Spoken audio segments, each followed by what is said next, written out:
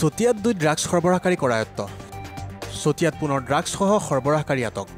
চতিয়াৰ ইটাখোলাৰ শইকীয়া চুবুৰীত ৰোহিত বসুমতাৰী নামৰ এক সৰবৰাহকাৰীক ড্ৰাগছসহ আটক কৰিবলৈ সক্ষম হয় আৰক্ষীয়ে এক গোপন সূত্ৰৰ পম খেদি চতিয়া আৰক্ষী আৰু ইটাখোলাৰ আৰক্ষী চকীয়ে যৌথ অভিযান চলাই খেদি ড্ৰাগছ সৰবৰাহকাৰীটোক আটক কৰিবলৈ সক্ষম হয় ড্ৰাগছ সৰবৰাহকাৰীটোৰ পৰা 8 গ্ৰাম ড্ৰাগছ আৰু এখন স্কুটি জব্দ কৰিবলৈ সক্ষম অভিযানকাৰী দল ধৃত সৰবৰাহকাৰীৰ ঘৰ গোলাঘাটত বুলি জানিব পৰা গৈছে মানে প্ৰায় 5 মান বজাত ইটাখোলা চকী ভাৰপ্ৰাপ্ত বিষয়া ভাস্কৰ জ্যোতি শইকীয়া আৰু চতিয়া আৰক্ষী চকী মানে শ্যামল শইকীয়াৰ নেতৃত্বত এটা বৃহৎ আৰক্ষী দলে আমাৰ গাঁৱৰ পিনে মানে গোলাঘাটৰ বুলি আমি গম পাইছোঁ তেখেত ড্ৰাগছ সৰবৰাহকাৰী এখন স্কুটিত লৈ পেলাই আহিছিলে আহোঁতে মানে তেখেতে এই ৰাস্তাটোতে মানে ৱাল পাৰ হৈ আহি ইয়াতে মানে ধৰিবলৈ সক্ষম হৈছে আৰু এইটো বৃহৎ সফল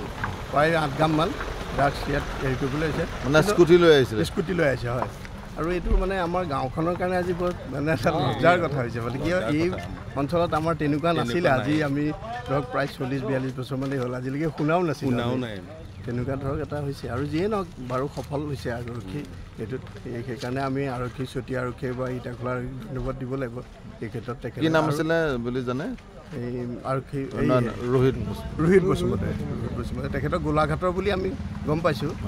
বিশেষ আৰু বাকী তদন্তত ওলাব কি হয় ধৰক তাকে আমি আৰক্ষীক দাবী কৰিছোঁ যে আৰু কোনোবা তেনেকুৱা লিংক থাকিব পাৰে তেখেতসকলে অলপ হেৰি কৰিবলৈ আৰু এতিয়াও ধৰক আৰক্ষীৰ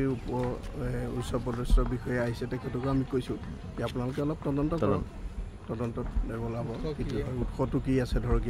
ইয়াত কেনেকৈ আহি ওলালে ক'ৰ পৰা আহিলে কি বস্তুটো তেনেকুৱা সেই বস্তুটো অলপ তদন্ত হ'ব লাগে সেইটোৱে আমাৰ দাবী থাকিলে